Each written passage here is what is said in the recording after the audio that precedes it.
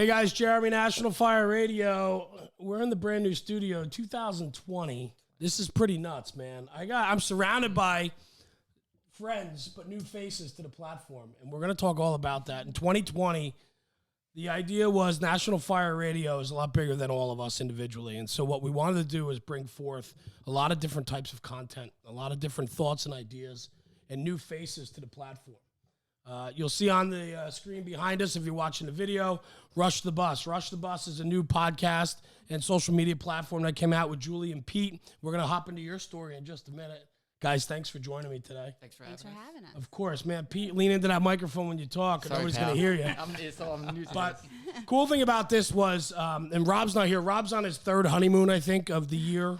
This guy, 2020. I've never met it's a the guy. fourth. Yeah, I know, right? Yeah. It's amazing. But it's unbelievable. I mean, the guy got married over a year ago, and this is like his second or third honeymoon already. So you stay happy, I guess. One wife. I mean, it's not like multiple wives. I don't want to. But, so Rob's not here today. Tucker's not here. Sebi's not here. We're running lean and mean, but we have our new friends to the show, and I wanted to get you guys into the studio, our new studio, which a lot more podcasts will be coming out of here going forward and so on. So, and then we also have Pip. Hiya. Pip's been on the show before, 555 Fitness. You do incredible work for your not-for-profit fitness organization for the Thanks, man. For the emergency services, and you're a friend, and you've been on the show before, and I'm excited to get you up and running. We're going to do a little project together on National Fire Radio called The Size Up. Yes, sir. And we're going to hop into that today, too. But I just wanted to take a quick moment, too, with everybody that listens and watches and so on. I just wanted to say thank you.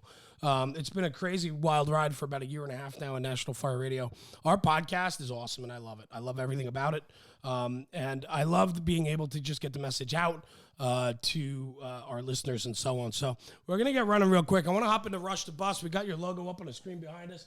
Pete, Julie, thanks for joining us. Thank you. Thanks for putting your trust in National Fire Radio, man. Of course. Little backstory. Little backstory about Pete and Julie. Rob and I were talking about doing something with EMS. I'm a fire. Rob's a he an ambulance EMS. guy. Yeah, he does. Yeah, He loves it. No, it's great. It's just not my thing, right? Before, and just a little precursor. Before, when we were getting set up, you guys are talking about EMS jobs with Pip, and I'm just sitting here just shaking my head going, I want nothing to do with this at all. Really, like, it's just not my thing. But I want to hop into it. I want to talk about you guys and celebrate what you're going to bring to the National Fire Radio platform under the content of Rush the Bus. Pete and Julie, a little background. You guys are New York City medics. Yep. You work in the tough and humble city of New York City, which is 20 minutes outside my front door. Gentrified. We work in a gentrified section. Give it to me, man. Give me a little rundown. Tell me about. I mean, it is. And it isn't. Yeah. We work in Brooklyn. Yeah. Yeah. Northern Brooklyn. Yeah, North Brooklyn. And we're pretty busy. I mean, we're still busy, and we're still doing like jobs that we were doing 10 years ago. So I mean, it's it is gentrified. You can get better. We do. We hit so many different markets across the country, and so I think when people think of New York City, first off, they think of skyscrapers. Yeah, they think of Manhattan and everything. So like where we are every week, there's a new building. I've been on light duty. I drove around the other day, and there's a new skyscraper, a new multifamily going up. So in the 7 years that I've been there, the neighborhood has changed drastically. Yeah, and Brooklyn, though, Brooklyn's got everything, right? From single family to skyscrapers, right? And it's a real diverse. Yeah, it's area. all multifamily, 2 flats, stuff like that. So densely populated. Yeah, Yes, there's a lot of right. traffic. It's why we work at night, so there's not as much traffic. So after 9 o'clock, everybody just walks away. I get that. Yeah. That's wild. So give me a little background about yourselves. Julie, let's start with you. How long have you been in the EMS field for? I became an EMT in like 2003, 2004, and I worked for an ambulance in Poughkeepsie, New York, which is how I met Rob. Yeah. And my worst job ever for quite a few years was with Rob, and it was one of those jobs where I was like, I don't know if I should do this anymore, and I kind of spoke to my dad, who was a firefighter, and my brother, and I kept at it. Now it's 16 years later or whatever, and clearly I'm still doing it. And I've worked for the city of New York, for 13 years. Yeah. A little over 13 years, and I've been a medic for 11 years. And that's pretty much it. I mean, Pete's my partner. You guys have been partners a long time, Pete? 2 years. 2 years. 2 years. Yeah. Yep. I mean, I've seen you guys. We've met numerous times now. We've done some projects already together. I mean, you guys are a part of the family. and I watch the dynamic between you two, and it's kind of fun to watch. Yeah, I mean, I think we get along really well. And we are on 12-hour tours, so there's not a third partner. It's just the two of us. So every time we work, we're together. Right. So you sort of have to like the each person. other. Yeah, that Yeah, you it's a work long with. 12. Well, it surely helps. It's a long 12. Yes. Yep. We were talking about it. You know, the cool thing about Rush the Bus, and we'll get to the name and how we came up with it and all that too. But the cool thing with this, different from the fire service, is that like our National Fire Radio podcast, and you got to excuse me with my voice, man. I've been sick for like 2 weeks. So Sorry. it's raspy. You should have called the ambulance. Should have called the ambulance. Yep. I should have. You give me a Got throat drop. upstairs. But They'd carry you down too. the cool thing about Rush the Bus and what I'm hoping for is that, you know, one, I think EMS needs a voice. I think EMS sometimes gets lost on the big pages of emergency services. There's always talk about police, there's always talk about fire, and then EMS. And I think that's wrong. And I think that needs to be changed. And I'd like to see if we could try to help facilitate that change a little bit. And the thing is this, the guys in the firehouse, if they watch or listen to our podcast, it's a lot more work for them to do that. You have to get a couple guys around the table or whatever. With Rush the Bus, like you guys, I mean, you guys live in your bus most of the night. Yeah. So you have the ability as partners to listen to a podcast together. Yep. Yeah. It puts you in the cab of the ambulance and allows you to have that time together where instead of listening to the tunes or whatever, you have the ability to listen to a podcast or something like that.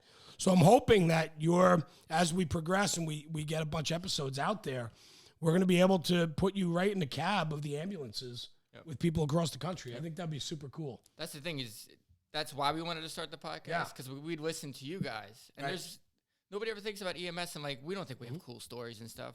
But there's a lot of neat stories out there, different small systems and everything. And we want to hear about everybody's stuff, like, how you do it in, Detroit or, Austin Travis or Los Angeles. It's different. Yeah. It's the same, but it's very different from where you go. I love everything about it. I think what's super cool is we started the Instagram for Rush the Bus, and it took off pretty quick. I mean, we're actually getting messages from stuff that we've shown people. Talk about that. I love it. I absolutely love it. So we've been doing like our cravat tricks, and we've been getting messages even in our awesome, station. by the way. Awesome. Like, no, Pip, hop in, man. No. So like the cravat tricks, I went from a guy, he was a volunteer in Queens, and they were like by the Jackie before the Jackie had a divider. So it was like just mayhem. So he knows all these old cravat tricks, and he started showing us. We put them out there, and people were coming up to us, messaging us, yo, I used this the other night, da-da-da, it's working. So it's pretty cool. So it's cool, too, because EMS doesn't really have anything like that now. Right. It's share. What I mean? It's like secret. It's like the same thing with the fire service. Like you hold everything in, like, yo, how to pull that ceiling. It's the same thing. Like if you don't ask, and a lot of new people think they know everything, but, Of course. Do they learn cravats? No, apparently they don't. Days, From what right? I've found is, people don't know cravats. It's a little known fact that I started at EMS. It's not a little known. We know this. It's more of a known fact. We can tell you're smiling. There's some stories you don't know. You're wiggling in your seat. You're so excited about this. I was a medic for 6 years. I'm an inactive medic now. Is that right? Yeah. The whole fitness thing occurred, and time didn't work to go work on the bus anymore for me. Okay. All right. With traveling, and I ended up being, it's a whole different story about being the bad medic. Because EMS changes so rapidly. Yep. In the fire service, we may get a new nozzle here or there. Every time I was going to work on the truck, there was a new medication or the concentration. The concentration was different. And you're like, oh my God, math and death and math. And it just wasn't for me anymore. Yeah. But I think what you guys can do with Rush the Bus, like with the cravat tricks, I couldn't even tell you the last time I took a cravat out of the bag. I'm not going to lie. I mean, we do EMS where I work on the engine, but not that much. Yeah. And I saw that, and I'm like, these are so cool. I hope I remember some of these. And I think that's my favorite thing about what we do as a platform, National Fire Radio. We're trying to, redefine how we're teaching and educating and talking about the job and the positiveness of it, but also sharing those tips, tricks, and hacks. Yep. Those are my favorite things. Yeah. Like for National Fire Radio on our Instagram, what hits and hits well is when we do like our apparatus innovations and things like that. Because the deal is this, you guys are medics in New York City. So the repetition and the amount of call volume and the differences in call volume and types of calls you go on is vast compared to a lot of other parts of, rural here and suburban here, right? So you guys are exposed to it. So you're putting your training and practice and know-how to the test daily, where some EMS departments are not. And I think being able to tell some stories that relate to the job and show some tips and tricks and hacks. And you had a buddy that's super good and old school with cravats. Like, to be able to get that type of content out there is cool, because at the end of the day, all you're doing is making that job better. But the other thing is that hopefully we can spark somebody else to relight their fire at the job. Yes. You know what I'm saying? Like, I love it. But the other thing is there's a lot of guys in small departments. You know, like we're talking to these guys from Pennsylvania, and they may have some cool stuff that they do out there that won't work for us. Right. You know, but it might work out, you know, somebody else who's further out. You know what I mean? So if we can light that fire, it's okay to be a buff. I think you said that the other day. Absolutely. You know, I think being a buff is cool. So, and if you ask somebody to show you this stuff, what stuff? I'm a buff, man. Sorry. Pip's one of those closet buffs. It gets, you know, like people excited to talk about their job. And I think that, unfortunately, in EMS, you know, there's obviously the woe is me, like we don't make as much or we this and that. And so a lot of people, I think, after a while kind of get down on the job or get down on themselves. And I feel like the reality is this is a career. It's something that you could do. Yeah. It's a rewarding career. It's a noble career. I mean, it's exciting. For me, every day is different. Like, I can't sit in an office. I have tried. I've gotten fired. Like, so this job is like, this has been like my longest job ever. And I genuinely look forward to coming to work, you know, like I like it. It's exciting. So, I feel like I want us to, you know, talk to people who've got experience, but also like get people guys who are new to feel like, you know what, this is a great job, and like feel proud of that job, you know? Yep. I think you hit on something there too, because a lot of times EMS is thought as the precursor to getting on the job as a firefighter. Yes, absolutely. But here's the other best thing is that you're still going to be working on the ambulance when you're a fireman. A lot of places. At least in our city, you know? You're definitely I think in EMS, it was what it was for me, is a stepping stone. Yeah. You know, and I did go back and become a medic, but a lot of people take that. And, you know, my wife started as an EMT. Now she's a physician assistant. Yeah. A lot of people go into nursing. But there are, I think, more departments now than 25 years ago when I started. EMS can be a career. Yeah. Because there's places to move. There's different things you can do. There's promotional processes. Even the department that I worked in Jersey now, we didn't have an on-duty supervisor when I worked there. Now I think there's 3 in the system floating around in cars. But those are the things that you guys are going to hopefully talk about from what I think and talking to both of you. Yeah, we got some, you know, I got some friends, you know, from around New Jersey that I'm already like talking to, you know, and places you would never think, you know, because it's not just, you know, the Newark guys, you know, I got some stuff coming up. But it's also, too, the reach you can get like they have with National Fire Radio for Rush the Bus. You know, you'll hear how they do it. And my friend's she's a fire captain in Pasadena. She's a paramedic. Yeah. You know, and that was part of her promotional process to go through paramedic school. Well, California, man, paramedic engines are everywhere. I mean, yeah. That's what they do. That's how they run. Yeah. I was surprised when I went to Chicago recently. They were showing me their engine, and it had like actual ALS equipment on it. And a stair chair. And a stair chair. And like they were talking about that if they get there first, they're like intubating the patient prior to the actual ambulance getting there. And I was shocked. I mean, I thought that was really cool. And it's stuff that I didn't know about, you know? So it's like this firefighter showing me all his medicines and all the cool stuff. And I'm like, we have this. And I'm like, this is a firefighter, you know? But he's also a medic. Yeah. And I didn't really know that was a thing. You know, we have, obviously, in our city, there are firefighters who were medics. Maybe they work as medics somewhere else, like per diem. But, you know, we don't really have a lot of integration in that kind of way. And so I'd like to talk to people outside of our city and kind of, you know, get some more information. But it's also not just about the medics. It's about the EMTs. Of course. You know? So, because, like, they do a lot of stuff, you know, they're not really thought of. And it's paramedics. But, you know, 2 good EMTs. The ambulance driver? Oh, yeah. You know, that's all they're looked at as. I'm driving my Where medic. you guys work, is every bus a paramedic unit? No. Or do they have EMT buses, too? We have EMT trucks, so it's EMT, or medic. Trucks. I got to get the lingo down, Pip. Yeah, don't say rig. Rig? No rigs? No rigs. No, but Truck's got a ladder. Truck's got a ladder on it, man. Maybe where they work, it's a truck, but truck's got a ladder on it. In our neighborhood, I will say, we have a really good, I mean, at least in our station, we have a really good rapport with our EMTs.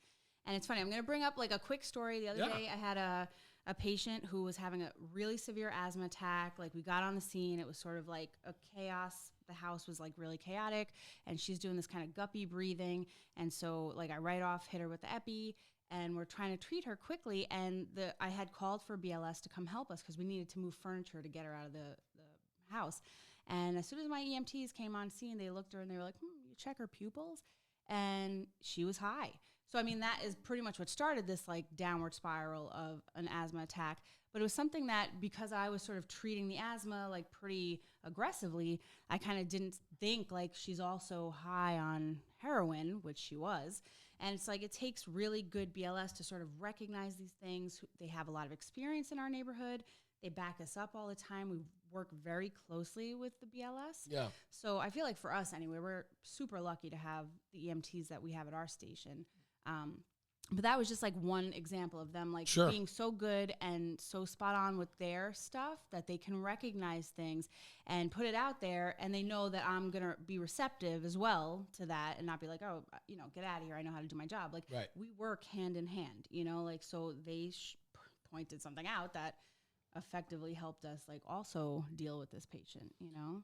Absolutely. Pete, talking about BLS EMTs, give me your background story. We didn't get any. So I started as a volunteer in 1999, and I was a volunteer, and then I worked a bunch of paid spots all over New Jersey. I went to medic school in 2006. And then from there, I worked out in Pennsylvania for a little bit, and I realized I needed a career because I had kids, some good insurance. So I went and started working in New York City. Nice. So good. And that's since when? You've been in the city now for how long? Since 2012, July 12. Okay. Yep. You've seen a lot of. Have you seen? Pip brought up a good point before, and I never really thought of it because I'm not an EMS guy.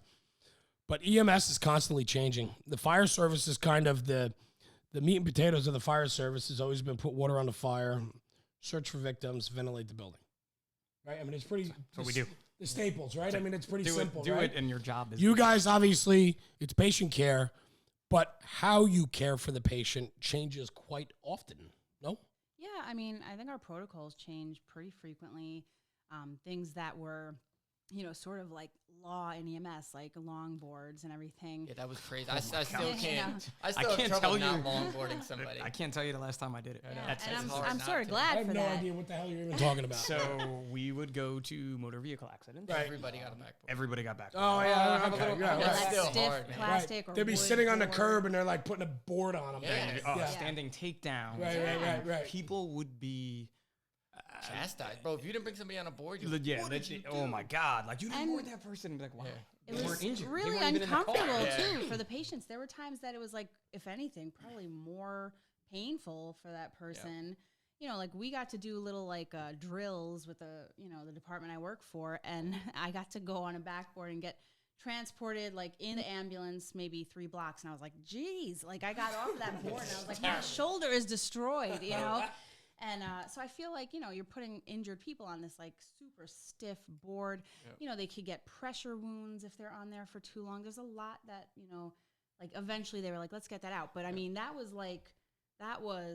you did not stray from this. It's you know? still a hotbed topic. Yeah. It's like backboarding. And with EMS changes like what you're talking about, and with that, it's science based. Is an easy way to put it. That's Right? exactly There's it. studies that have been done Absolutely. in very large departments, and they follow these patients for years, and they came out and said, this is bad. Yeah. It's nobody's fault. It's just bad. It's not what you we should thought do. it was good. It's not good. And that's hard. That's where EMS and the fire service are very much the same, because the folks put their feet in the ground. Yeah. And I mean, I don't want to get too crazy with it, but a lot of those people would be complaining while they were backboarding people. Why are we doing this? They take them off when we get to the ER anyway. Yeah. Then when they said, no mas. No mas. Oh, everybody got mad. I'm not going to do it.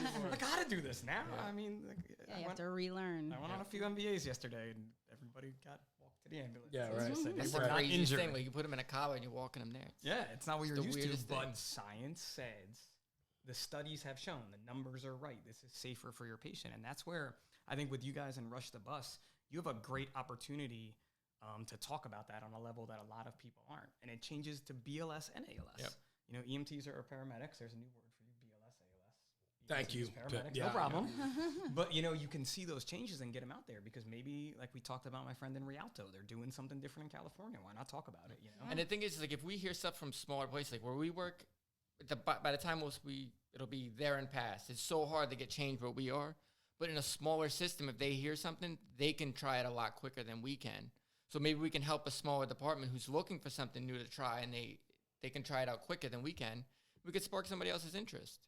Oh, I agree. And So- I wholeheartedly agree with what you were saying before, too, about relighting the fire maybe in some professionals in the job themselves. I mean, and a lot of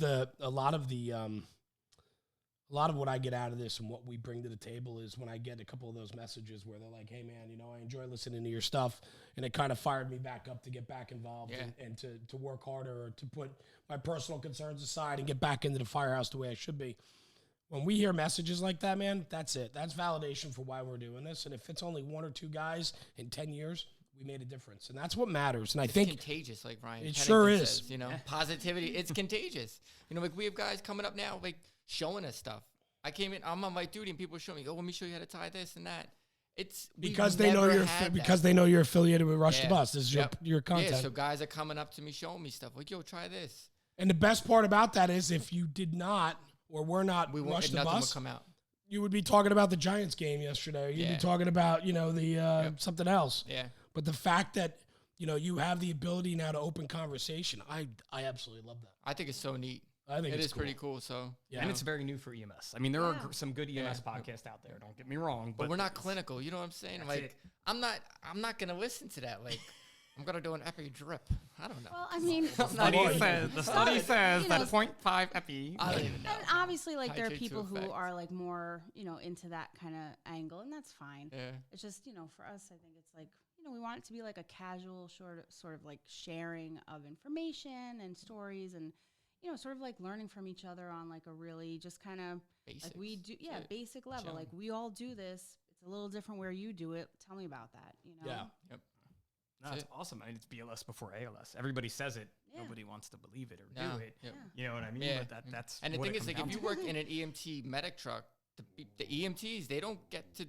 I've worked in that kind of system, and the EMTs is like, "Yo, drive me, bro." And they don't know how to button split. topic, Jeremy. What? Yeah, this is a hot one. Do you work two medics, like Julie and Pete do, or like I did in Jersey, where there's two medics on the truck? Oh, I said truck too, huh? It's all right. Two on the truck. Or is it EMT and medic? So dynamics. That's how it was when I first became an EMT. And I honestly can tell you that even though I learned some cool stuff from my medic partner, I didn't feel like my EMT skills, like my BLS skills, were like up to par necessarily, because any really like injured or critically ill patient basically went in the back with my partner, and then I just drove us. Were you an EMTI or a B? No, just a regular EMT. Okay. And so it was like, it's funny because at the time I remember after like a year of that, people were going to medic school, and there were a few people who were asking me like, you want to go to medic school? And I was like, I'm not even sure I know how to be an EMT yet. Like I felt like I needed a lot more practice. And then when I came to the city of New York, I would say in like 6 months of just being with an EMT and having to deal with like whatever life throws at you, I felt way more confident as an EMT, because it was like, that's who my partner is. That's who I am. Like, we can call for medics if we need to, but if you're doing like a real job that requires like an, I don't know, like a fast sort of like get off the scene, like a trauma. Yeah, leaving it to the medic. You don't need to wait for medics. Like, you can do that. If you're an EMT, that's your job, And it made me feel way more confident in just being an EMT and being able to handle like really, really big jobs. So. And everybody forgets about the EMTs. It's not about the paramedics. EMTs make paramedics look good. And everybody was an EMT when they started. And we always have to fall back on that. That's the whole thing. BLS before ALS essentially means basic life support before advanced. So your basics are like, the airway, the breathing, circulation. Like if you just skip over that as a medic, you're going to miss some critical things. You have to always go back to being an EMT to be even effective as a medic. You can't forget that. That's your basic training. That's what you always fall back on. Even in jobs that are like severe traumas, even if we're in the back of the bus, like we're still doing all of that basic stuff because that's what matters, Like, ultimately a person who's been shot a bunch of times needs surgery, but like they really need us to like make sure their airway is secure, that they're breathing. They don't necessarily need us to give them medicines or, put them on a heart monitor. Like, and not even fluids anymore. Yeah. There's like no fluids for trauma patients. Yeah. That was like whole. Some places doing like whole blood. Whole blood is big in New Jersey this year. Whole blood. So there's a lot of these topics that, again, by this platform and getting it out there, the amount of learning. They're giving whole blood out here. So MD1. So we have a doctor response units in New comes. Jersey. That started actually where I used to work EMS. Wow. But anyway, they're going to give whole blood, or they already are. I can't keep up. Interesting. And that's where the science end comes in, right? That's So there's interesting. you have this really basic end of BLS. I don't, not to sound bad, but like stop the bleeding, Yeah. circulate their blood, give them oxygen. Then you go to this way advanced level of doctors coming to the scene. I get it. And they can do field amputations. They can give whole blood. Jeez. The coolest part of a doc on a scene is the fact you don't have to call medical control. Yeah. Because you're like, Doc, I'm going to do this. And he's like, cool. So there's no talking on the phone. There's no big speech. There's nothing. He's right there. I'm excited. I mean, I'm just sitting. No, I'm excited because I'm sitting here listening to you guys, and I'm so out of my realm right now. I have no idea what the hell's going on here. But the best part about that is it just sounds like the possibilities of topics and conversation for you guys is awesome. And I think what your guys are going to be able to do, and I know, you know, to get back on the show, Rush the Bus, and the podcast, I mean, not only is it going to be you guys throwing out your tips, tricks, and ideas and things that you know and know-how experience. We're running out and of so on. ideas. Get out of here. There's no way. That's impossible. Look at the Stuff, ambulance. so like, You'll yo, figure you something gotta- out. But the other thing, too, is you guys are going to be bringing in guests. Yeah. And that's going to be exciting. And we're the cool thing about 2020 with National Fire Radio and the new platforms underneath with Rush the Bus and the Size Up and a few others that are going to be coming out, we're going to be able to do video conferencing from here. So you guys are going to be able to communicate, and we're going to be able to podcast one-on-one or up to 8 people in a conference and so on. So the capabilities that we're going to have here are going to be super cool. And we're going to be able to communicate with people from all over the country. Yep. And for you guys, I think that's going to be a home run, especially talking, you know, just experience and stories and know-how. I think there's a lot of stories to be told in your industry. Yep. And I'm excited to be a part of the team to bring that forward. I think The one thing we found so far is people are nervous to talk about their stories. course. You know, that's like very the much craziest thing is everybody's so nervous that, you know, they're going to get in trouble, you know, at their job, this, that, and the other thing.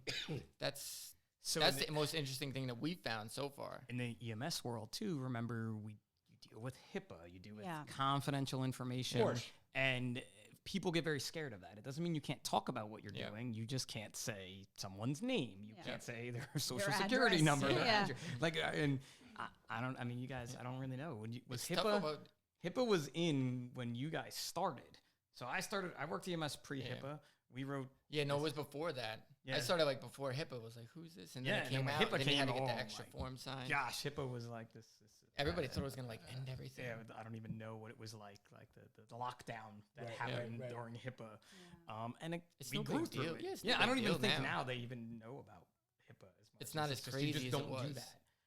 Being on social media, you know, there's been people who've caused issues in EMS. Well, of on course. social media. But and same that's thing on the more fire lessons. side. You know, you just gotta watch what you do. About common sense and be smart. Yeah, I I, mean, it's think pretty common simple. sense Yeah. and using lacking sort of these like days. your Oh, yeah. your best judgment. I mean, because even if you ride an elevator in a hospital, there's usually a sign that says, like, you know, pretty much watch what you say about Talking. patients because people are listening.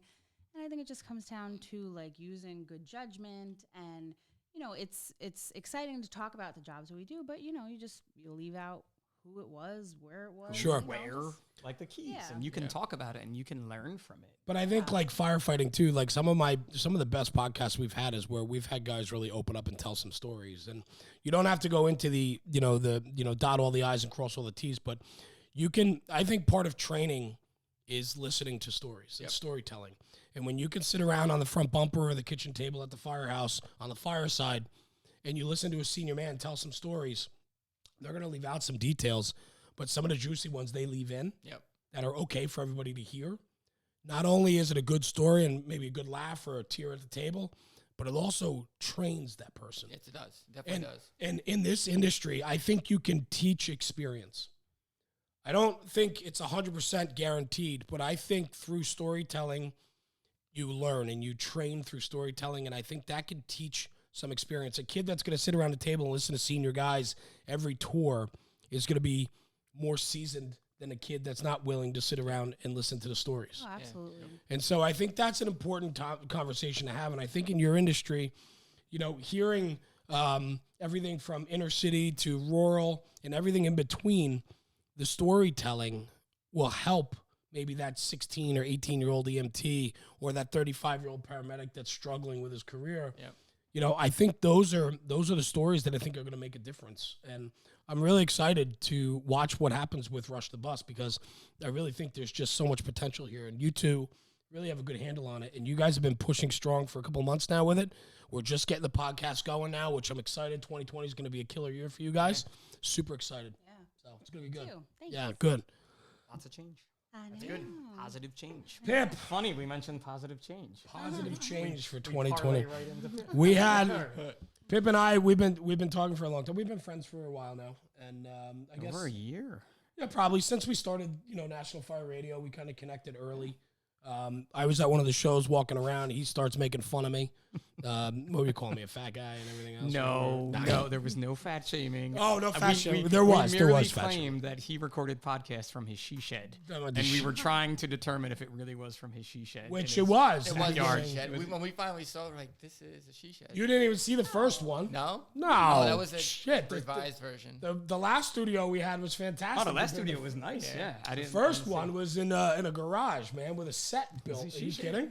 See, so Firehouse rumor through the circuits was that Jeremy recorded National Fire Radio in his backyard she shed. But we did not burn down the she shed. It didn't burn down the she shed. So that's how we got to know each other. It was sprinkled. We did, and then this all relates, and this is the best part about this was a year and a half ago when I started National Fire Radio, and I called Rob, and then brought Sebi in, and Tucker, and Heather, and a couple other people, and we got this thing going. It was cool, the relationships we made real quick. And we made relationships with people that want to make a difference in the industry. And Pip was one of those people. And as we pushed forward, a lot of the relationships grew very quickly and connections and so on. But there was always this thing about Pip where there's this positiveness in him and wanting to make the fire service better with 555 Fitness and all the other platforms and affiliations that you had. And so we had him come in on the podcast, learn a bunch of things about him that I didn't know anything about, which was cool, and so on. And we always talked like, hey, if there's ever opportunity and this and that. But where I'm going is National Fire Radio was always bigger than just our little podcast or our Instagram. I wanted to make it a platform where we could bring in different personalities and different people with a different message. Rush the Bus certainly is part of that. And now Pip with his podcast coming out called The Size Up. It's super exciting because we're hitting the industry from all different angles with all different personalities and different types of people. And I think what that does is that rounds out what this industry needs. And so we're going to push forward. And Pip, let's talk about you a little bit, a little background. A lot of people know who you are already, but maybe Loads of your people personality is certainly bigger than you. So that was like a cut, wasn't it? yeah, it was absolutely. Okay. I just want to make sure the You're folks out little. there Your know. personality's big. Fun sized. Right, fun sized. So let's do it, man. Let's do a couple minutes and then let's see what we're doing here. What's cooking? So I'm Pip. As you said, Yeah, I really have go. a name. It's Robert Paparo, but it doesn't Paparo, man. We go through this all the time. But yeah, so I'm fortunate enough to run a not-for-profit called 555 Fitness. I got involved with starting it 6 years ago, and we started with a mission to reduce cardiac line of duty deaths in the fire service by giving out fitness equipment. It's pretty cool. 6 years later, we're over $60,000 donated worth of fitness equipment. Awesome. All through our volunteer efforts. Cool. During that time, our platform on social media became one that was just pushing positive change. And although we push it through the fitness end, it's really just about changing yourself. And I've been fortunate enough to meet so many people in the fire service, EMS, PD, military, fitness, you name it. I've met people that want to make positive change. Yep.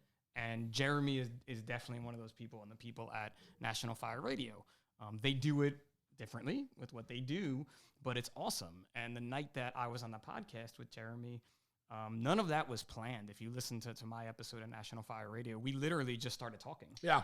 Even the start of it is like, hey, A we're lot recording now. A lot of that is how we roll. And it was awesome. And even that night, I talked about some things in that podcast that Yeah. I've never talked about Right. publicly. It's a good way to put it.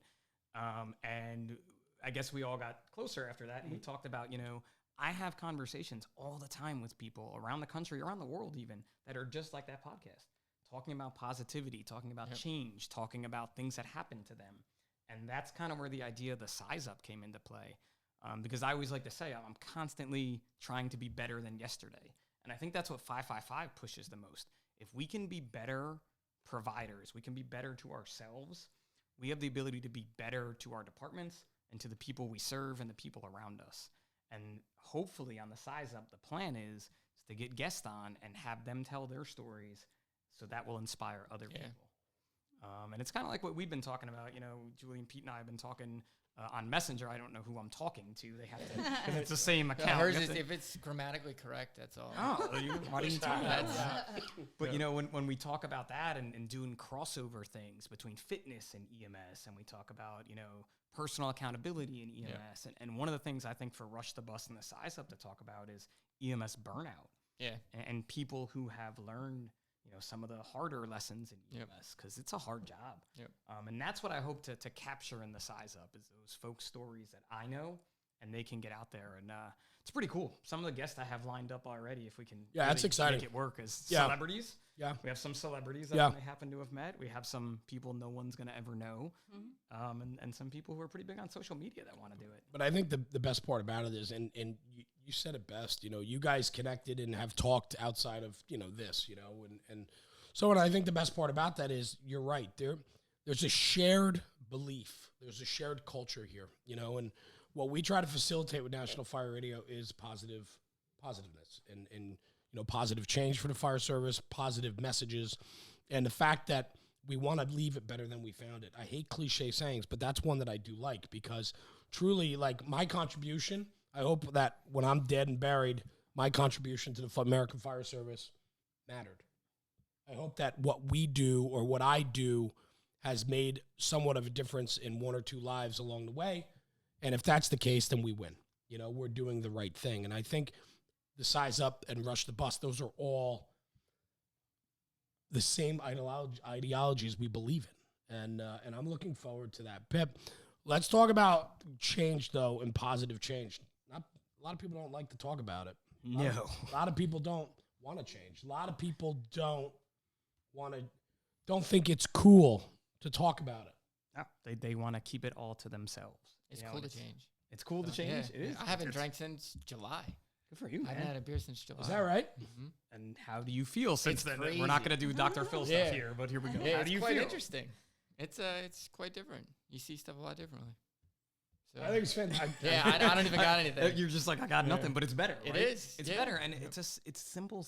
I think with change, though, people think it has to be hard, right? Like, they think it has to be this whole big thing. And here we are, January 2020, and I sent you a text on New Year's Day and asked if you were in the gym, or was it too crowded.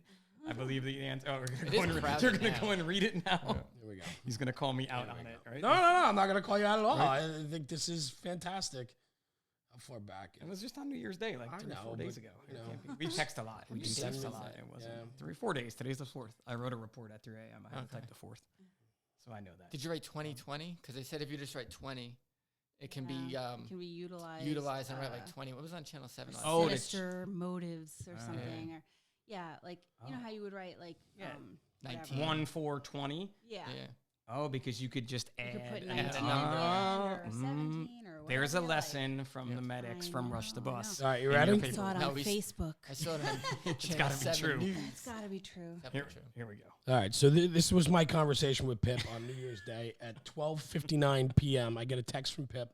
Now, we all know I'm twice Pip's size. I'm a big guy. Never shied away from saying that. I don't hit the gym quite as often as I should. I know that. So But he wants to. I do, and there's been conversation about that. It's all about the thought. Pete, slow down, buddy. Sorry. So Wednesday, New Year's Day, 12:59 p.m. This is the relationship I have with Pip. Did you work? This is from Pip. Did you work out today, or are you waiting for the crowds to die down at the gym? I responded, I have feelings, He goes, oh, my bad. So did you work out today, or are you waiting for the crowds to die down? I said, mimosas and waffles this morning, so I worked out. He goes, I have feelings, but I do love brunch and mimosas. Yep. And that's it. And that's it, right? It's listen, I'm not here to pressure Jeremy or anybody to do something like this, but people think change has to be this huge thing, that you have to go and do all these 8 million different things for change to occur. And to be honest, it's a very small thing. You decided to stop drinking in June for whatever reason that was and haven't drank since then. So we're 6 months. Yeah. And you've made a huge change. Some people say, I'm not going to drink today. Or I'm not going to smoke cigarettes today. Start one day. And it's just one day and it goes to the next, right? Yep. And that's with fitness. You can do 10 minutes of physical fitness a day. Some days people are like, how long did you work out for today? 12 minutes. What do you mean 12 minutes? 12 minutes of hell. I put myself through it. But that's all I had because I have 2 little guys. I have a dog. I have a career. I have a not-for-profit. Now a podcast. It doesn't have to be an hour and a half in the gym. You can just take the stairs. Yeah, We we take the stairs. at work. Yeah. Here we go. Yeah, under 6, man, we're walking. I know. It's funny because there's times I've been like, not tricked, but like I thought we had a patient on like the 2nd floor, and he was like, it was on the 7th floor. Yeah, he was like, you want to take the stairs? I was like, yeah, like of course. We had a medic student with us, and then as we're going past the 2nd floor, we had a student with us who was like really bulky, like he like was huge. I'm like, yeah, he'll keep up with me. And we got up to the 6th floor, and I was like, winded, like because I'm carrying 30 pounds of equipment, but our student was shockingly winded. And I mean, I was glad he took it with us and he did it and he took it in stride. And, when we got in the patient's house, he was kind of like, whew, like we're trying to talk to the patient. And sometimes you're like, all right, let me catch my breath, But we've taken the stairs when all the firefighters have piled into the building and they're like, we'll beat you upstairs. Yeah, they're like, oh, you want to squeeze in with us into the elevator? I'm like, no, we're good. And they're like, it's the 6th floor. And we're like, we got it. And we get up there before they get up there, So it's like we're going up there. Even yesterday, I live on a 4th story walk up and I had all my groceries. Sorry. It took me 3 times to go back and forth, up and down 3 times. So it's like the equivalent. Where was your helper? My 6-year-old helper helped me take like a box of cereal upstairs. And then he just sat on the iPad. So I went back and forth. But I was like, and I like was trying to bolt up the stairs. And like by the time I got up to the top, I was like, that was pretty much the equivalent of like running up 12 flights of stairs. Yeah. And I was carrying weight, carrying weight. And I was like, I felt good. And it took, maybe 10 minutes total. But I was like, all right, that was 10 minutes of doing something that I wouldn't have done. And I mean, I don't have an elevator. I can't take the elevator. Like there is none, But I feel like, going back and forth, I mean, I try to make it easier for myself. But really, it just had to be the 3 times back and forth. That was it. But I feel like those kind of little things, like making little changes at work, I definitely feel better, like that we take the stairs. And I feel like better even in my own apartment building, like going up 4 flights of stairs to my apartment is not a big deal for me, And I think that just helps me do my job better because I'm not winded if we have like a carry down.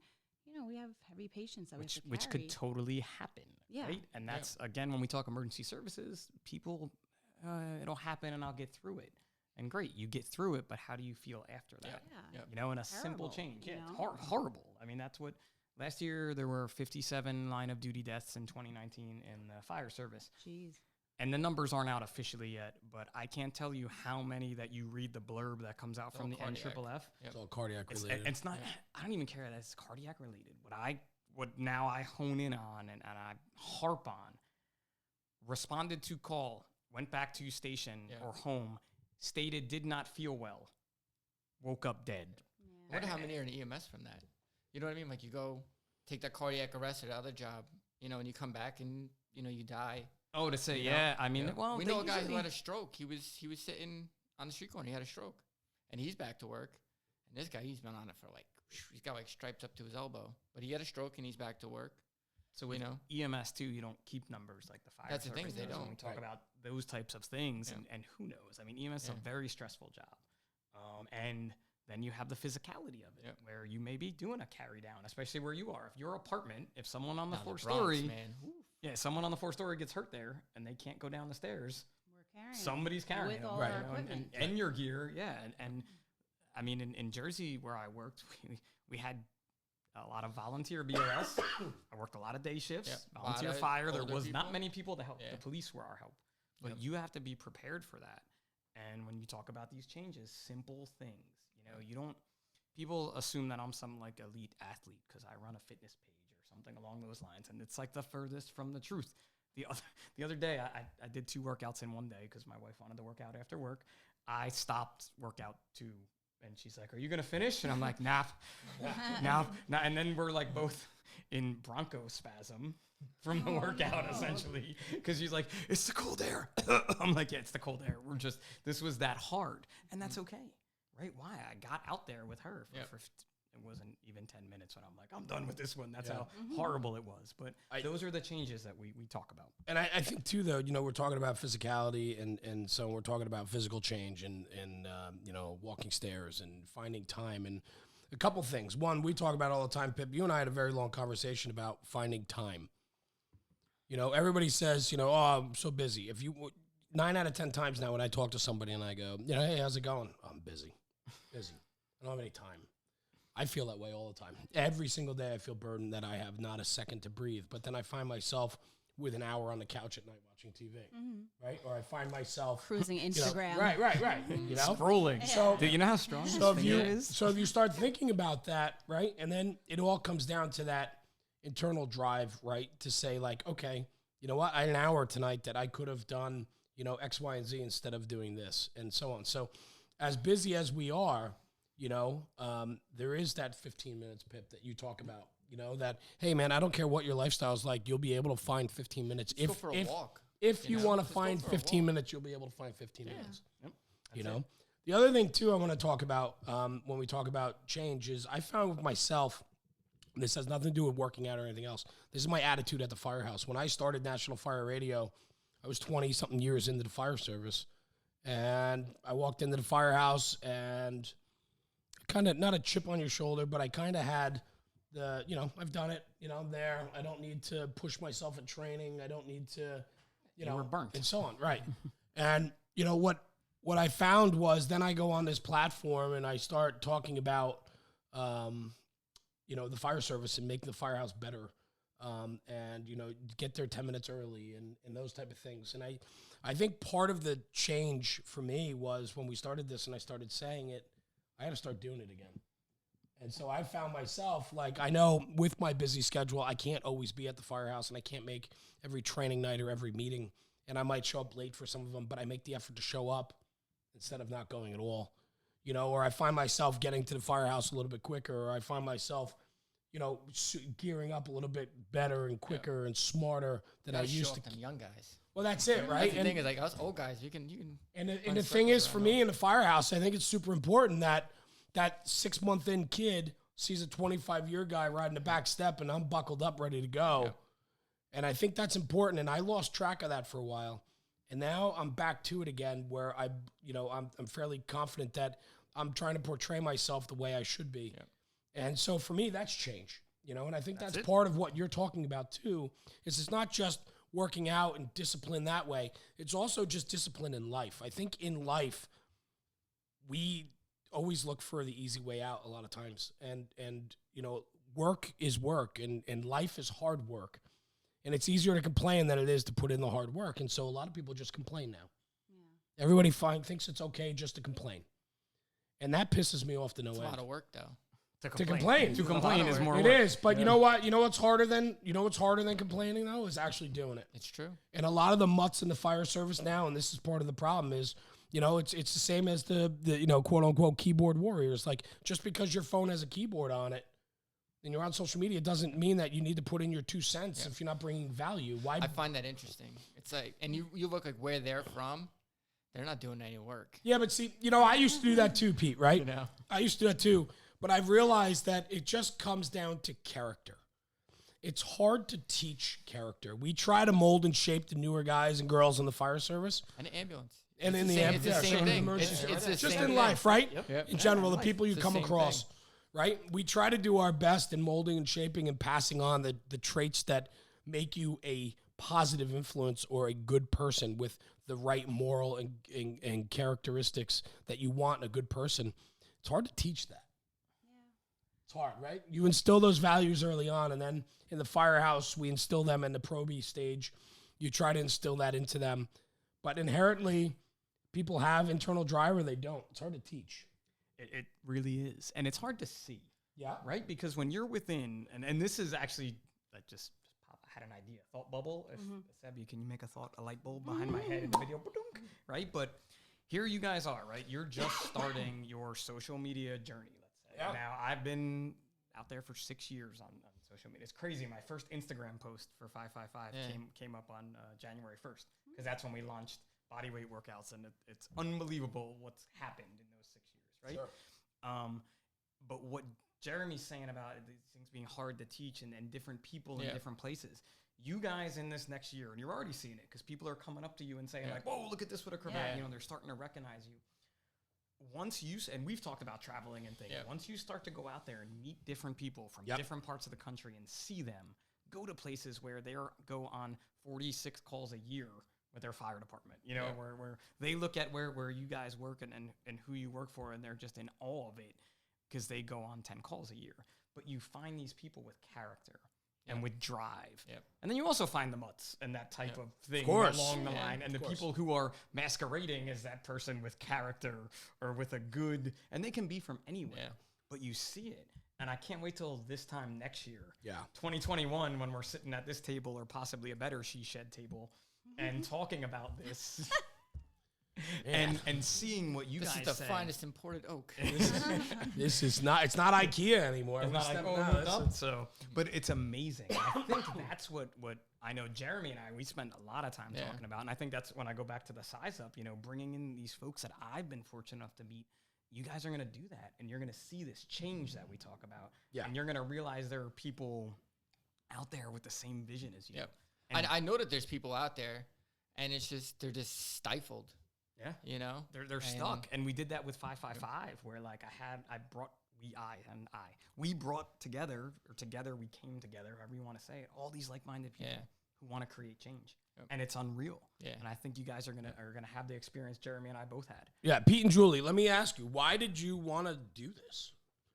I mean, for me, I like hearing stories that people tell in EMS. I feel like we learn that way. Like when I came to the station that I'm at now in Brooklyn, there were a lot of old timers there. I mean, experienced medics, and they were really amazing.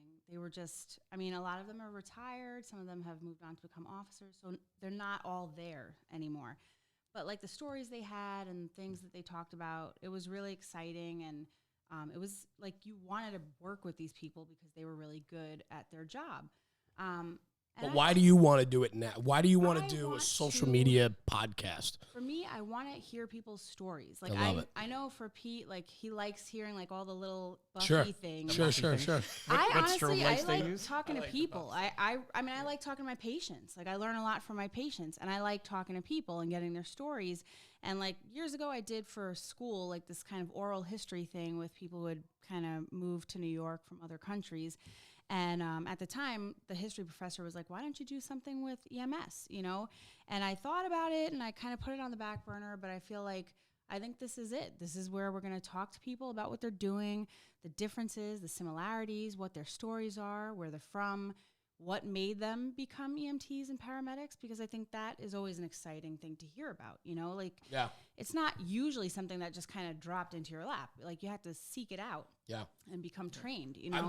I'm just curious because I know what got me to start this, and I know Pip's story, and I'm really looking forward to hearing you and Pete over the course of the next few months and years really paint the picture of why you guys want to sit at a table and talk to people about an industry that you truly have a passion for.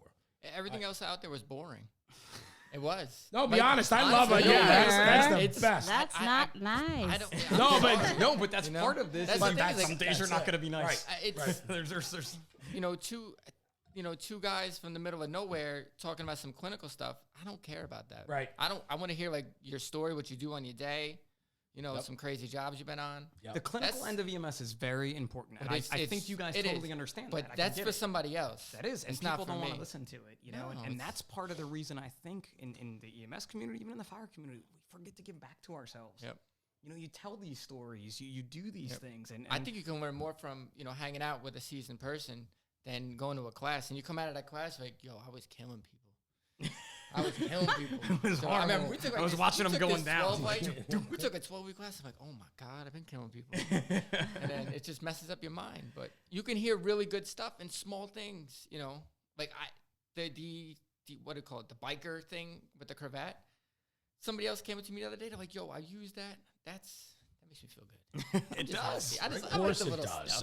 I love everything about that. Absolutely. And that's awesome. And when you think EMS-wise, too, same with fire and storytelling. And I got some really horrible EMS stories from bad things that happen. I have some of the most funniest moments of my life. We're talking to patients all the time, bro.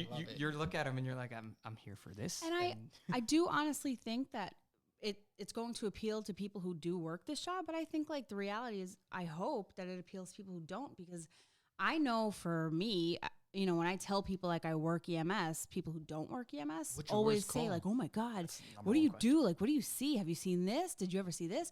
And like, it's like, yeah, I have, and I think we do a pretty exciting and cool job. And like, of course, there's some terrible days, but there's a lot of really interesting stuff that we're privy to that I think has like just brought me more life experience, dealing with the public and speaking with people who are at a vulnerable point in their lives, speaking to their family when they've passed on.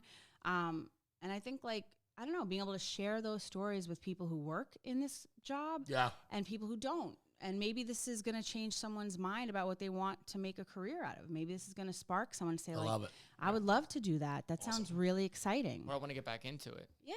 Yeah, because that's the thing is like your partner will make your day. So if you're with an angry person, it's just going to make you angry. And especially a new person with an old person who's angry.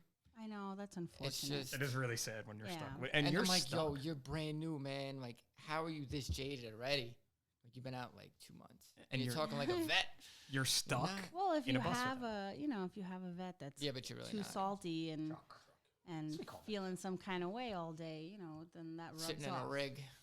And you're sitting in there, and there's nowhere to go. Yeah. Well, something I want to explore this year, on the National Fire Radio platform, and we've hit on it before, but is cancer in the fire service, but not the medical cancer. Yeah.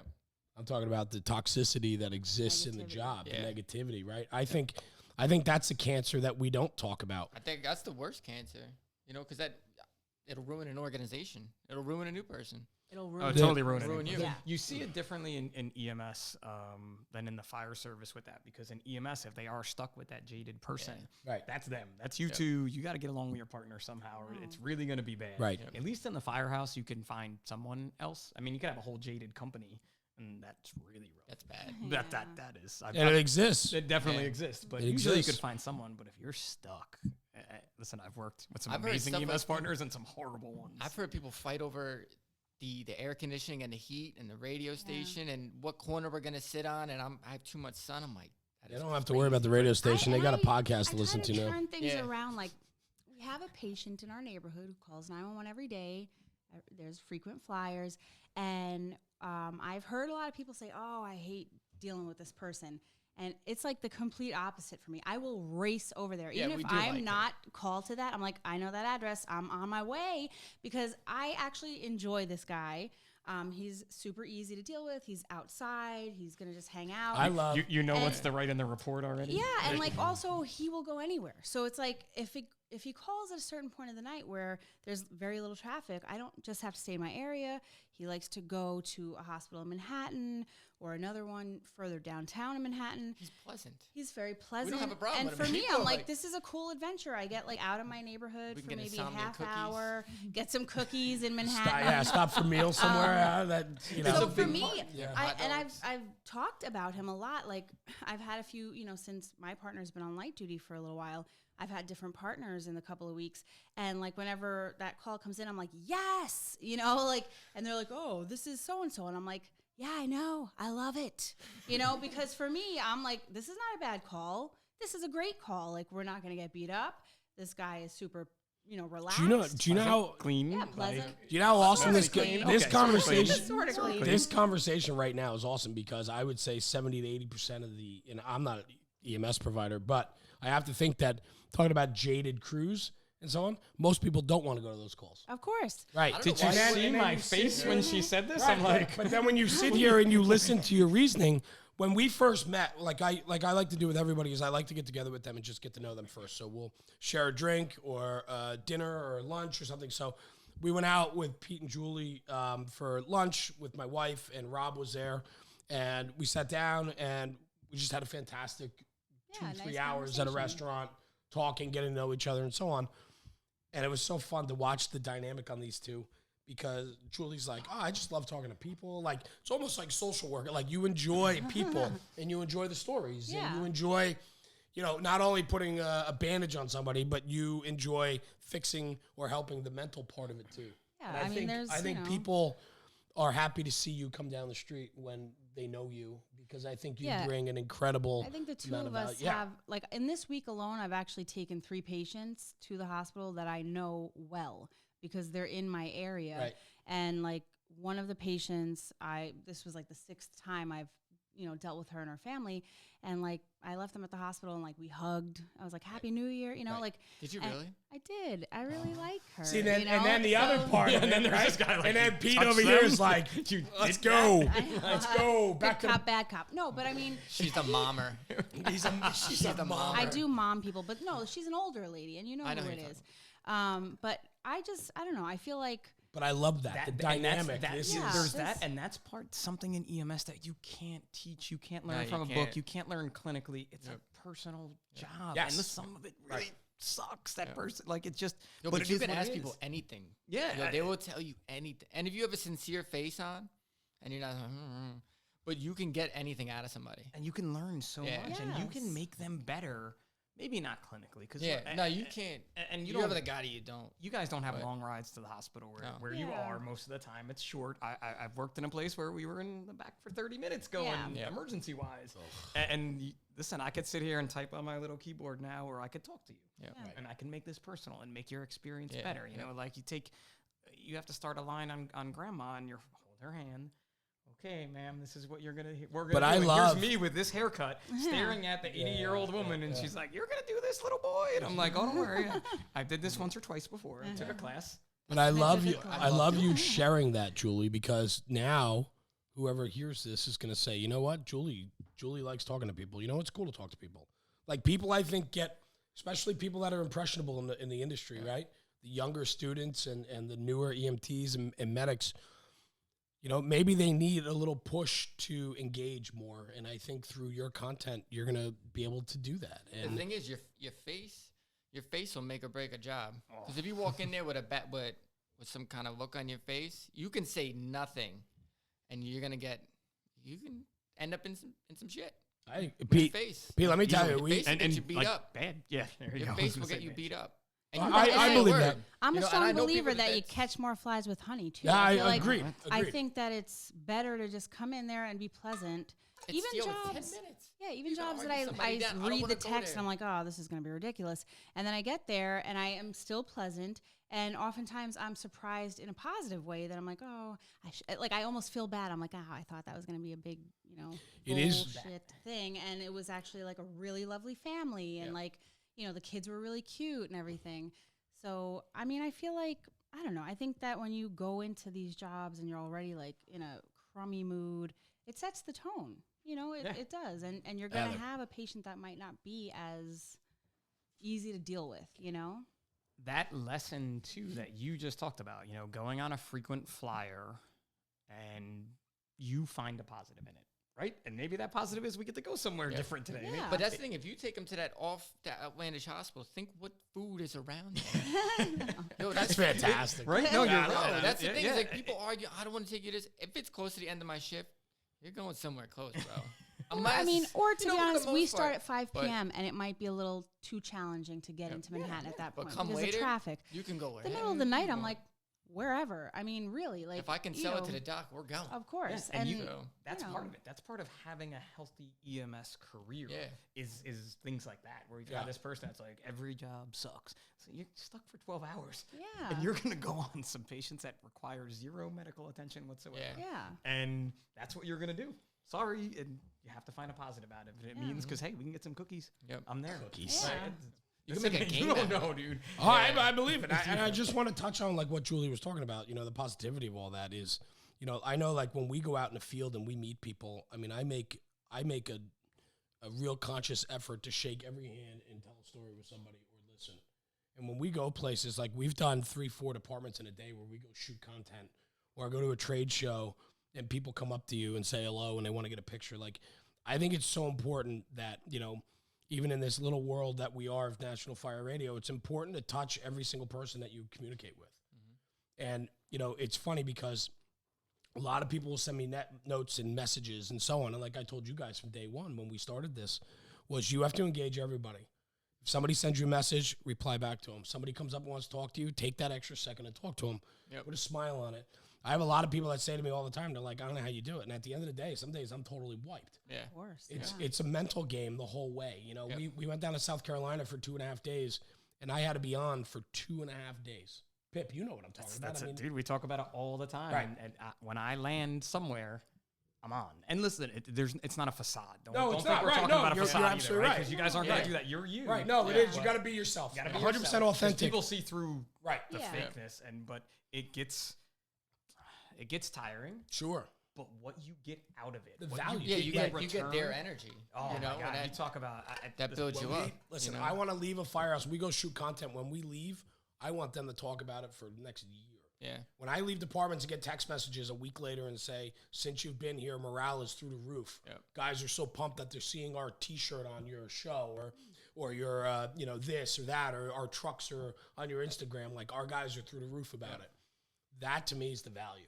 Absolutely. Right? And so I just say to you guys as we go forward, all of us, is representing the National Fire Radio brand and then your own brands. We got to be on, and we bring a value to the fire service and to the emergency medical service and emergency services and Pip, what you do with physical fitness and the mental game and all that. I mean, it's just, this is crazy. It is. No, it is. It is. You know, It's a ride, man. I'm so excited to sit in this now next year. And I didn't even think, I didn't know what we were doing today. It's just like, you want to come up? And I'm like, oh, I have my kids. We'll go hang out. Let's do something. Yeah. And you do this. And when I think what you guys are going to do, and I'm fortunate that 555 transitioned over to EMS. Yeah. We work really well with Zoll Medical. The Assault on CPR Challenge is that's at cool. all these national shows, and people love doing it, and they win a bike. But you go to these shows, and there's just something missing. Like Jeremy would be like, "Oh, how was I don't want to use any names of the EMS shows because I don't want to talk bad about them. But how was that show?" I'm like, "Oh, we had a blast." But you look outside of that little area that I'm in. Like, nobody's telling stories because I don't know. I feel like everybody's looking to cut somebody down. Yeah, I feel a lot of that in EMS. Some medics. Same in the fire service, man. I got my balls broken. No, every it's single day. different. It's different. in It's EMS. different. But there's a cut down that another medic will give you. Oh, you put the IV in that way. Listen, this is the way I do it. The way you do it is whatever. I'm not looking to cut you down, but that's why a lot of people in EMS won't tell their stories because you're gonna get eaten alive, and you could feel the energy. Yes, and you could feel it. yes. I'm not. That's why I'm not doing any clinical stuff in this because I don't care about EKGs, bro. I want to hear your story, and I'm not here to cut you down. No, He but does I care agree, about right. EKGs when it's He on cares you. about them when He it cares affects about the his, EKG. cardiac Listen, patient. you but, can tell me whatever, but I don't. What I'm not about a cardiologist. what about like personality? Like I've never been to EMS trade shows or so on, but you go to the fire service. Every company's got their personality. Everybody's got their brand, if you will, and so on. I think EMS is lacking that. I think that we need to get to these shows and we need to liven these shows up a little. Dude, listen, we blast music in that Zoll booth. I'm shocked at some of the things that we get to do in this Zoll booth because it's not the normal EMS interaction. Yeah. Right? We have this. It's fitness. very like Yeah, Put it like up here. because a lot of it is, and again, a lot of it is clinical. Yep. A lot of it is device sales. You go to EMS shows and they're trying Which to is sell cool. you. You get to It's like great. play You get with to play cool with stuff, Yeah, and it's the only place I get to intubate is if we go to an EMS show. I walk around and I'm like, cool. Let me see what your thing is. Yeah. And the guy's like, you're really bad at this, and I'm like, shut your mouth. man. I'm a firefighter. Don't you know what I do? Don't you know who I am? Look at me. And sometimes I have to stand up on something. I get it. But you lose that energy, and it's not I don't want to say they're bad because they're not. But you need that energy. You and want I people think excited. that kind of like the devices, all the medical equipment, that's cool, but they're, being pushed by a lot of salespeople. And I think actually the personalities in EMS are pretty astounding. Like, there's some smart people. there's some really smart There's some people. really There's smart some people. really charming people. And I think to do this job, particularly as a career where you're literally talking to people day in and day out, you have to have at least like some kind of personality. You can't just be this monotone like talker because no one's going to tell you anything. If you're on the ambulance and you're like, "Hi, sir, you're naked. And also I think you might have done crack. Did you do crack? I'm sorry, I have to ask." Like, it's kind of hard to say that. Sounds like a good night. And you can't really say that with like this, "Okay, did you do drugs?" Like you have to speak to people. You have to look at them in the face and talk to them. And so I think we have a lot of really great personalities in EMS. That's what makes it like so exciting to talk to each other. So it's a little bit different than like someone who's trying to sell you the next monitor or the next laryngoscope. Well, and that's what you guys need to capitalize on and go after. And I think that's what's exciting about what you guys are going to bring to the table is that we're going to be able to get those personalities out there and give them a voice. I mean, there are a tremendous amount of, there's tremendous people in the EMS industry. Let's give them a voice and tell their stories and capture their info because that's only going to make the job better. And in fact, it's going to light some excitement. Yeah. Yep. And too, with the super smart people, you have them, but because you guys have your personalities and this is looking to do that, you can take that super smart person. I like smart people. I'm not saying that I don't like smart people. No, but you can. It's amazing when you break into someone's shell. Yeah. So they're, like you said, super smart people in EMS. We've had them do the Assault on CPR challenge, and they're dying, and they're having fun with it because they're realizing that this little bit of physicality, 1 minute on the assault bike, 2 minutes hands-only CPR, and their CPR is horrible. And I'm like, I know your CPR is not horrible. If you just did 2 minutes of CPR, you know what you're doing. Be fine. But we stressed you a little bit. Right. And they have fun with it. Yeah. And they understand that there's more to it than necessarily the most serious side of it. Yep. You understand that. I understand CPR is important. We save lives with CPR. Again, science. Right? But we put this little element into it, and it just made it enjoyable. I mean, we have to run up the stairs. Yeah. I mean, stairs. That's the thing is, you run up the stairs and then you got to pump. And you're going to go. You might have a 5th-story walk up in our city, and the person's in cardiac arrest up there, and you better get up there. What do you think? What is your be gear able weight? to do it. A cardiac arrest 5-story, so you're going to carry the monitor? A monitor. Each person has probably about 30 pounds on their back. If not more. Like in your hand or on your back. We And just your got fanny new packs. bags. And your fanny packs. Yes, our fanny packs. Coming back in style. Stylish. Coming back in stylish here. And Maybe we should do a Rush the Bus fanny pack. We're not allowed to talk about our fanny pack. No, not you. I'm saying just No, for I we can would wear that. We can Yes. we can have made. Listen, I with the ride Rush my the Bus bike to logo work on in it. the warm weather. I need a fanny pack. Oh, Rush the Bus. Yes. I think I rushed that. I would let's wear do one. it. Style too, yeah. I would rock that. Heather would wear one. I would rock that like radio strap this way. fanny Oh. pack. No. Like, No. I could The rock old it. safety patrol belts. Yeah. Oh, yeah. Like around there. Yes. We could start a whole new thing. Yeah. Good Lord, Sweet across- trend. Lord help us. Keep your But gloves we in hate there. radio straps. Keep your gloves. I know. I don't in wear there. my strap, Yeah.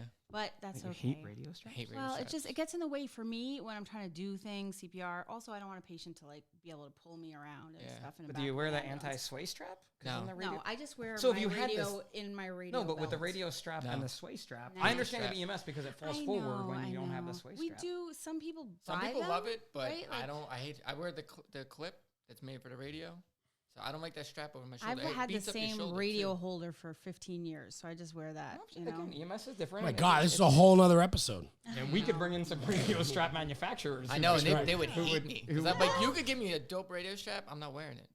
But a cool belt. A Yeah, cool no. fanny pack. A cool with Rush the fanny Bus pack. logo on. I got a Yes. guy. Dude. Actually, I do got a guy for it. I just got the email the other day. I was thinking. Fantastic. Yes. But these are the things that, again, That would you be talk fun. about that. You break things Yeah. down. You have a good time. You're Yeah. normal people. Like, Yeah, that's It's gonna be good. I think fun year. 2020 for National Fire Radio is gonna be out of control. Rush the Bus is fantastic. You guys on Instagram already have been putting out some great content, growing quickly on there, and I thank you for that. I do thank you too for putting your trust in me Yeah. and the guys and the platform. Means the world. This was And easier than last time. I don't have my kids. yeah, that's a whole. They We'll talk talk a about lot. that on another episode. But the studio is also a little bit different now too. We got a Yeah. little more room here. Yep. And so on. So we'll make things work. But I thank you. We're gonna start wrapping it. We're about an hour and 15 in already. But I just want to thank you too. I know it's not easy for you to get here to the studio, one, and then two. You guys are putting a lot of trust in us to really get your message across. So for me, I'm humbled and grateful for that, and I We thank appreciate you. you having Yeah, us. Of thank you course, so you much. guys are a part of the Thank you for family, and helping. we're gonna grow this thing into a machine. And I'm excited to do that. And the value I think that Rush the Bus is going to bring. Is going to be incredible for the EMS service. So I thank you too. Yeah. If And- people want to get us, it's Rush the Bus on Instagram. Yep. So we'll take anything, man. At So send us rush some underscore At- the oh. underscore bus. bus. You have to say it that way. Oh. It's- Yes. Well, it's all right, man. I'm not a millennial though.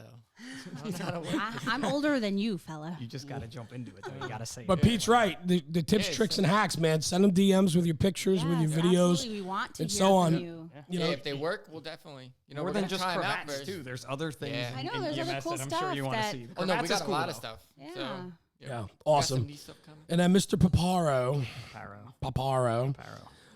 Pip. That's how they say it in North. Thank you, brother. Dude, this is awesome, man. We got a big 2020 coming.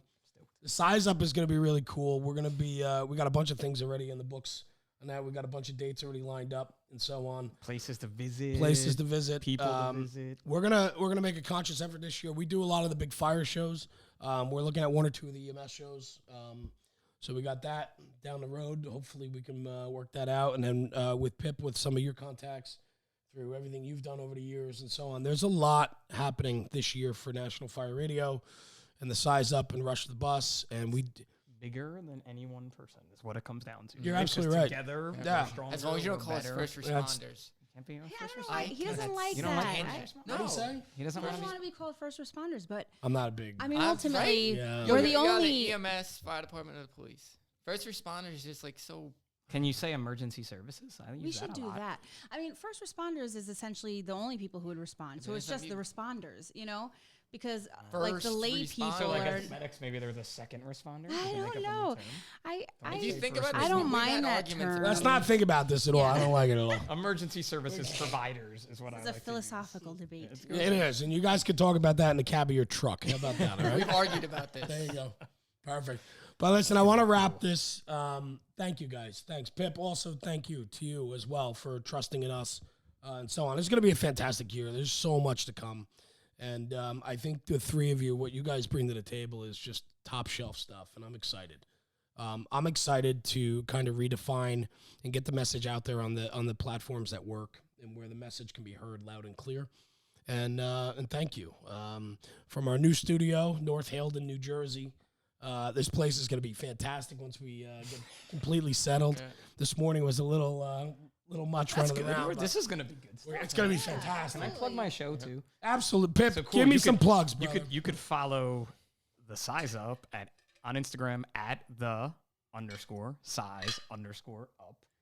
You could also follow me at 555pip if you want to. It's not that exciting, but I'm there. It's very exciting. But I think, again, like you said, it's going to be a very cool year. Mm-hmm. There's cool things that we have planned, and I think our goal is to deliver them. And I think if we have that goal, we're going to do a workout anyway. Following me is like a workout. I just watch it. I'm like, all right. Occasionally there's a workout. You just watch it. I know. Don't they look like you guys look like you could be brothers? That's our all. Hairlines are completely different. Bro. That's a whole nother. That's a whole nother conversation. Wu-Tang. That's what they told me at work. All right. On that note, that's an awesome way to end it. That's fantastic. Eats Wu-Tang. Guys, for Jeremy and the rest of the crew that's not here today, Heather's here. Thank you, Heather, for being here. But and for Pip, Pete, and Julie, Rush the Bus and the Size Up. Check them out. They are coming out strong this year in 2020 with a lot of original content, just like National Fire Radio. We got a lot to come, and we're looking forward to a fantastic year. Guys, thanks for joining me this morning. Thank you. And for Jeremy and the rest of the crew, thanks for checking us out. Keep tradition and culture alive in the fire service. We'll catch you later. Bye-bye.